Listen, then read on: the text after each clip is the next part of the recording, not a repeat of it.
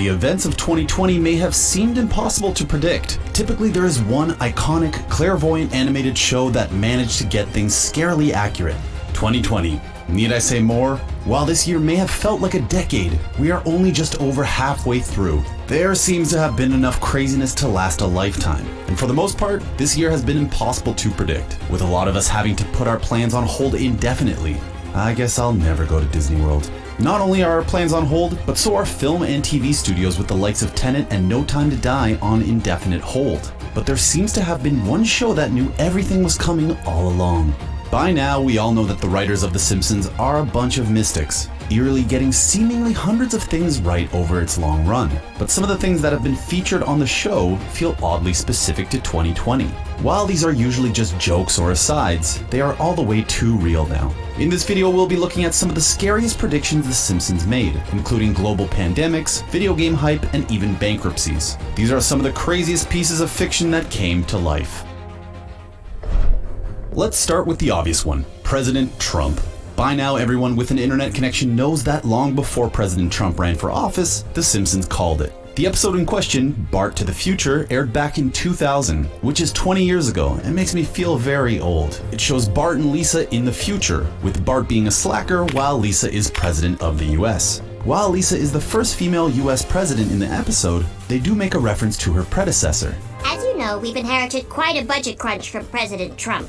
President Trump may have been elected back in 2016, with 2020 potentially being his last year in office, but it is definitely a line that is extremely relevant in 2020. When asked about the line, writer and consulting producer Dan Greeny couldn't remember who initially pitched it or how it arose, but said how the show embraced American culture and how Trump was a part of that. But we all secretly know they have a time machine or a TARDIS or something in the writing room, but they just refuse to tell us. The show also makes reference to Ivanka Trump running for office, but that isn't till 2028. Of course, we couldn't talk about 2020 without mentioning the pandemic that has ripped across the world. COVID-19. You might have heard about it. COVID-19 continues to wreak havoc on our society and change the way we operate for the foreseeable future. And if you asked anyone last year how they foresaw this year turning out, a lot of people wouldn't have suggested a global pandemic. I was personally looking forward to Disney World, but of course the writers at Simpsons aren't the same as us mere mortals, with them predicting a global pandemic. In the season 4 episode Marge in Chains, the show predicts a global flu spreading across the world called Osaka flu, and it is spread by a Japanese factory worker coughing into a package. The two don't share the same name, or even the same type of virus, and the Osaka flu originated from Japan as opposed to the province of Wuhan, but there are some scary parallels between the two. As Springfield begins to panic, they desperately seek a cure, but in doing so, accidentally set off a chain of events which are also strangely similar to 2020. As the residents of Springfield panic and go into a frenzy, they push over a truck, only to release a horde of killer bees. As you may know, earlier in the year, the Asian giant hornet, otherwise known as the much more sinister name murder hornets, were spotted on the western coast of the United States, triggering a great deal of alarm. Not only does the sighting of murder hornets in the US pose a threat to local wildlife, but let's face it, a creature that is known as a murder hornet is somewhat concerning. The threat seems to have been somewhat contained for now, but with the way 2020 is going, I am definitely sleeping with one eye open. The Simpsons may not have called them murder hornets, but to have killer bees in the same episode as a global pandemic is an ominous coincidence. I'm cured! Ouch!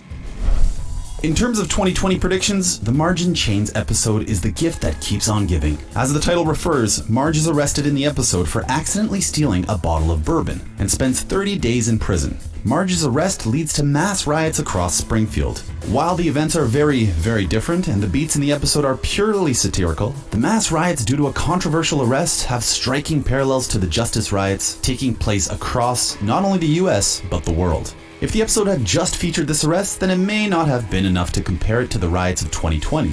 But with the inclusion of a global pandemic and killer bees, the coincidences are just too much to not include.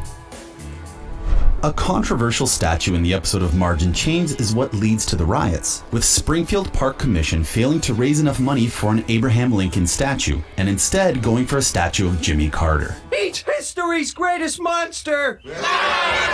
In fact, the episode ends with Springfield unveiling a Marge statue.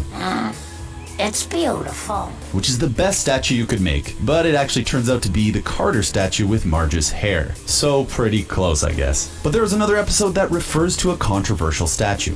In the episode The Telltale Head, Bart cuts off the head of the statue commemorating the town's founder, Jebediah Springfield, in an effort to be popular. Bart eventually returns the head and it is reattached to the statue, but for avid Simpsons watchers, you know the character of Jebediah is a controversial one. Lisa uncovers the truth that Jebediah is actually a literal silver-tongued pirate called Hans Sprungfield, who brawled with George Washington before assuming the name Jebediah Springfield, making him an imposter and false icon. However, Lisa decided to keep Springfield's identity as a secret as she noticed the good he brought out of the local residents. And while Bart didn't take down the head of the statue due to political agenda, like the episode Marge in Chains, the taking down of controversial statues is eerily similar to what's happening today on the back of the Justice riots. Another moment of clairvoyance from the Simpsons writers comes in the form of them predicting the fate of department store chain JCPenney's. In a 2006 episode of The Simpsons, we see the family at the mall looking at a desolate and derelict JCPenney's store, which in the episode had completely shut up shop. Flash forward 14 years and news coming out in May that the chain had filed for bankruptcy due to the financial implications of the coronavirus. Although it may not be as shocking of a prediction as it first appears, with the chain reportedly financially struggling for over a decade now, it may have been safe to guess that JCPenney's would close down. It also would be a safe bet that the Simpsons writers sold all their penny stocks. Hey yo. Don't you have any follow-through on anything? And that there will be several people on Wall Street calling them up to find out what other stocks they should buy or sell. $25. Or does that count as insider trading? Another huge effect of COVID-19 are workers leaving the office and working from remote locations. This means companies are becoming even more reliant on video conferencing, leading to platforms such as Zoom rising in popularity and usage, as well as close-ups of your colleague Suzanne while she repeatedly asks if you can hear her, as her cat meows in the background. But that's a very non-specific example. Anyways, video calling may be a commonplace technology now, with almost everyone having access to it, but it was something yet to be discovered in the 90s. But of course, The Simpsons predicted its rise all the way back in 1995. In the season 6 episode Lisa's Wedding, which flashes forward to Lisa's future, we see Lisa and Marge talking over a picture phone, something strikingly similar to Zoom and other video calling platforms. Another thing that episode predicts is World War III, but let's hope that doesn't happen. Another piece of technology that has become ever so popular during 2020 and the global pandemic is the rise of Animal Crossing. With most people stuck inside all day, the sales of Nintendo Switches skyrocketed with them selling out quickly. I am still waiting to get mine, along with many Nintendo games. But the most prevalent game was by far the life simulation game Animal Crossing. With people unable to go out in the real world, fans took to the virtual world and the game has been extremely popular since its release. And while The Simpsons may not have predicted the exact rise of Animal Crossing, they did predict the rise of these life simulation games, with an episode in 1998 referring to a game as Yard Work Simulator. Sounds familiar? While virtual gardening and farm games aren't exactly new, with the popularity of Farmville in the early 2010s, it does feel very relevant to today with Animal Crossing being such a major part of the zeitgeist. But with VR becoming ever more popular, I would be very intrigued to take part in a game of Yard Work Simulator, while my actual yard turns into a mini Mirkwood from The Hobbit.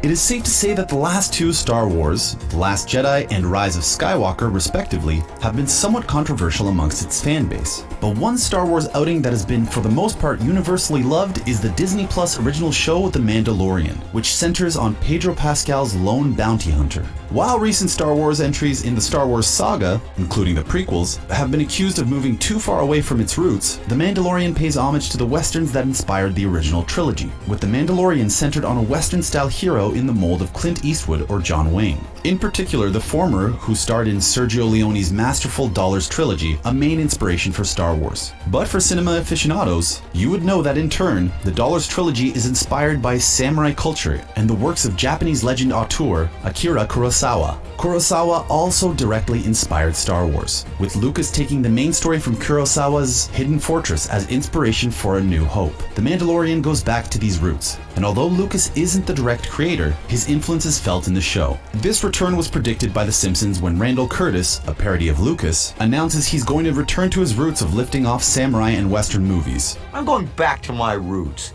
plots and characters lifted from westerns and samurai films. While The Mandalorian may have been released in 2019, with a second season underway and more similar Star Wars projects on the horizon, it is still highly relevant in 2020.